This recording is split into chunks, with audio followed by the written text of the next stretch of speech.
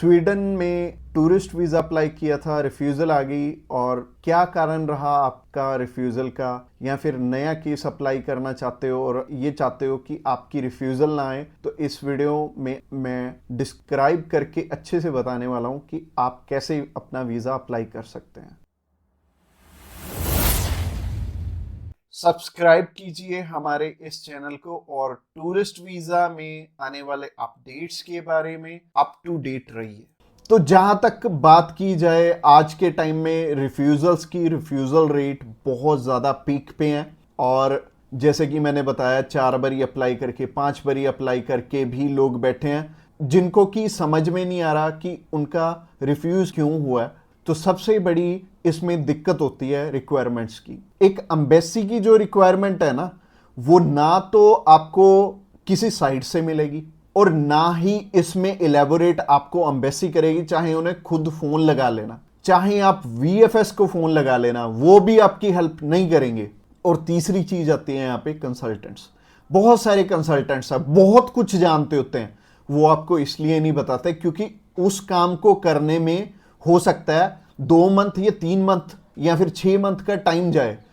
तो मेनली बात यही है कि जब भी हमने टूरिस्ट वीज़ा अप्लाई करना है, हम ध्यान से देख लें कि हमारी रिक्वायरमेंट पूरी हो रही है और किसी अच्छे कंसल्टेंट के थ्रू ही अप्लाई करना। मैं तो एक चीज़ बोलता हूं कि बड़े नाम के पीछे तो कभी मत जाना। देखो, अभी कोई बड़ा नाम है तो उन्हें कोई फर्क नहीं पड़ता कि आपका वीज़ा आए चाहे आपका रिफ्यूज़ हो।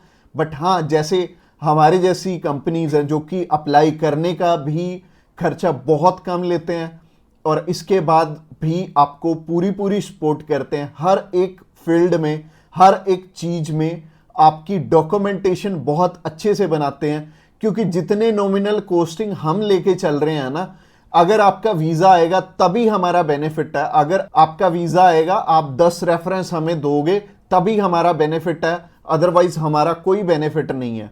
जो पर्सन आपसे ऑलरेडी 25,000 50,000 रुपये एडवांस में ले रहा है, उन्हें आपकी प्रोफाइल से कोई मतलब नहीं है। अच्छा, दूसरी तरह के कंसल्टेंट ये हैं कि जो हायर साइड पे 20-25,000 रुपये आपसे पहले भी लेते हैं और 10 लाख रुपए बाद में भी लेंगे। उन्हें भी आपकी प्रोफाइल से बहुत हद तक कोई मतलब नहीं है क्योंकि उन्होंने आपसे एडवांस ले लिया है और उन्हें यह फर्क नहीं पड़ता कि आपका वीज़ा आए या ना आए। वो अगर 10 केस अप्लाई करेंगे तो उसमें से एक वीज़ा तो वैसे ही आ जाता है, तो उनके 10 लाख रुपए तो वैसे ही बन गए। तो उन्होंने आपकी टेंशन क्यों लेनी है? तो सिंपल सी बात है, मैंने आपको अपना मोटिव बता दिया है कि हम रिक्वायरमेंट आपकी अच्छे से क्यों फुलफिल करवाते हैं जब भी आपने टूरिस्ट वीज़ा अप्लाई करना होता है। क्योंकि हमें आपसे बहुत कम पैसे मिलने हैं। अगर आपका वीज़ा नहीं आएगा, आपसे हमें रेफरेंस नहीं मिलेंगे, तो हमारा फायदा ही नहीं है इस काम में आने का। इसके अलावा पहला रीजन तो हो गया जो कि रिक्वायरमेंट के ऊपर है, कि रिक्वायरमेंट अपनी बहुत अच्छे से समझ लेना और पूरी कर लेना, तभी वीजा अप्लाई करना। और दूसरा रीजन है कि आपके फाइनेंशियल डॉक्यूमेंट्स बहुत अच्छे से फुलफिल नहीं हुए होते। तो फाइनेंशियल डॉक्यूमेंट्स अगर अच्छे से पूरे नहीं होंगे तो एम्बेसी आपको वीजा, आप ही बताइए, कैसे देगी? उन्हें एक प्रॉपर प्रोफाइल चाहिए, उन्हें ऐसी प्रोफाइल चाहिए कि स्टेप बाय स्टेप आपके सारे डॉक्यूमेंट्स आपस में मैच कर रहे होने चाहिए। जैसे कि आपका जो ऑक्यूपेशन है, वहां से आपकी कितनी मंथली इनकम आ रही है और क्या वो उसी प्रोफेशन से इनकम आ रही है आपकी, और आपके फाइनेंशियल्स आपस में मैच कर रहे होने चाहिए, तभी आपका वीजा लगेगा। तो अगर आपको नहीं पता है कि आपके फाइनेंशियल मैच कर रहे हैं या नहीं कर रहे, तो आप क्या कर सकते हैं, आप अभी हमें कॉल कर सकते हैं। आप जान सकते हैं कि आपके फाइनेंशियल अच्छे से मीट कैसे होंगे। और कॉल तो आप इस वीडियो के एंड में ही हमें करना, क्योंकि आगे जो रीजन है वो भी बहुत स्ट्रॉन्ग रीजन है कि आपका वीजा इन इन कारणों से भी हो सकता है। प्रोफाइल का तो मैंने आपको बता दिया कि आप हमें कॉल कर लेना। इसके अलावा जो तीसरा सबसे बड़ा रीजन है वो है कि आपके यहां पे इंडिया में टाई स्ट्रॉन्ग ना होने, यानी कि इंडिया में आपका कोई ऐसा रीजन नहीं है कि आप वापस लौट के आओ। जैसे कि मैरिड है अगर कोई, तो उनकी वाइफ उनका रीजन बनती है वापस आने का, और अगर कोई अनमैरिड है उसको थोड़ी सी प्रॉब्लम ही आती है। बट इसका भी सोल्यूशन है कि आप बेटर है अगर आप 20-21 साल के हो, 22 साल के हो, तो बाहर जाने के लिए मैरिज तो करोगे नहीं।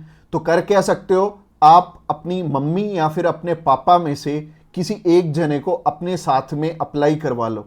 इससे क्या होगा कि अगर मम्मी आपके साथ जा रही हैं, आपका नहीं है वापस आने का स्ट्रॉन्ग रीजन, बट उनका बन गया, तो उनके चक्कर में आपका भी वीजा आ जाने वाला है। तो आप कर क्या सकते हो, या फिर मम्मी या फिर पापा को अपने साथ में अप्लाई करवा लो, तो ज्यादा अच्छा रहेगा, आपका भी टाई स्ट्रॉन्ग हो जाएगा।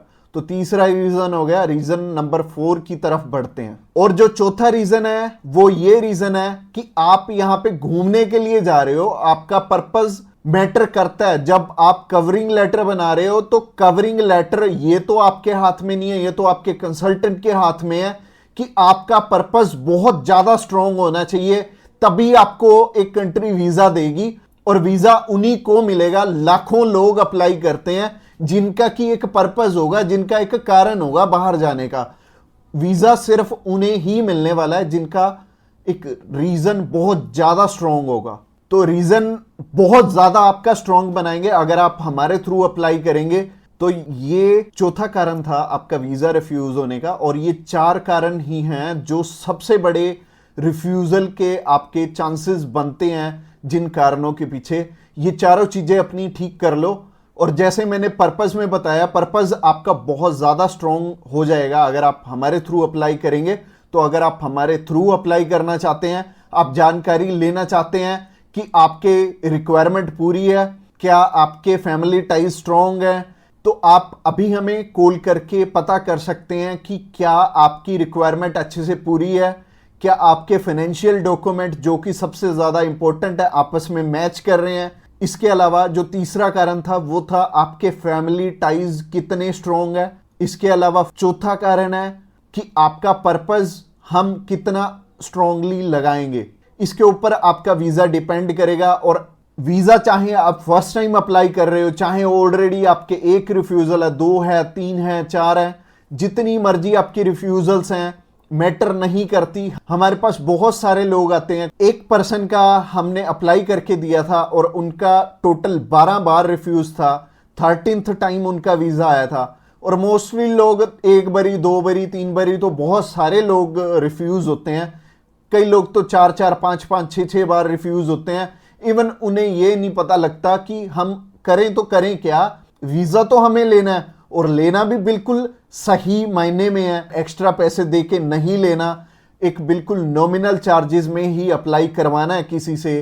तो उस कारण में वो ट्रैवल हिस्ट्री वाली साइड भी जाते हैं। तो ट्रैवल हिस्ट्री वाली साइड मैं तो बिल्कुल नहीं बोलूंगा कि आपको ट्रैवल हिस्ट्री बनानी चाहिए, क्योंकि इस टाइम एयर टिकट्स ही इतनी महंगी हैं कि अगर आप एक कंट्री में भी ट्रैवल करते हैं तो आपका 70 से 80 हज़ार रुपये लग जाते हैं। इसके अलावा अगर आप 3-4 कंट्रीज में ट्रैवल कर लिए तो आपके 3-4 लाख रुपए खराब हो जाने वाले हैं। और जैसे कि मैंने आपको पर्पस वाली वीडियो में बताया था, 15 से 16 हज़ार रुपये में आप हमारे थ्रू अप्लाई कर लेंगे और आप कम से कम 3 लाख रुपए में अपना 20 बारी अप्लाई कर पाओगे।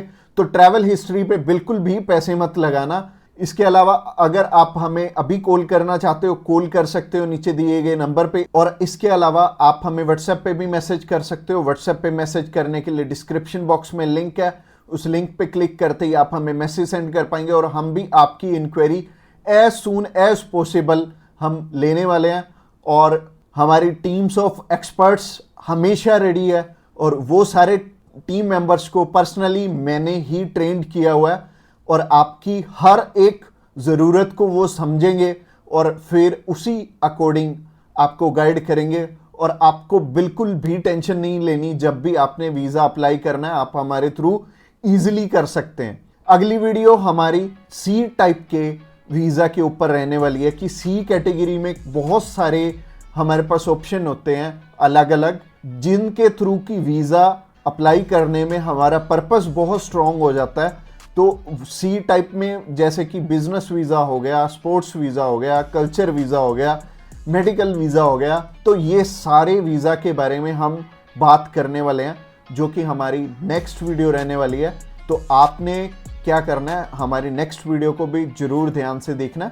Thanks a lot for watching this video till the end और मिलते हैं किसी बढ़िया सी वीडियो में नेक्स्ट टाइम।